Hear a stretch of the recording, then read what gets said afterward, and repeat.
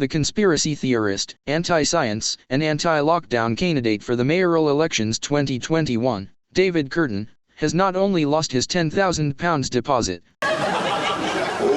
for failing to secure 5% of the votes, he has also lost his £58,543 per year position on the London Assembly. Never mind. David Kurten only managed to secure 11,025 first preference votes in the London mayoral elections. David Kurten didn't even get 1% of the votes, never mind the 5% needed to get back his £10,000 deposit. Now comes the part where we throw our heads back and laugh. Ready? Ready! But wait! There's more! So quiet. Shh, shh. It's oh so still.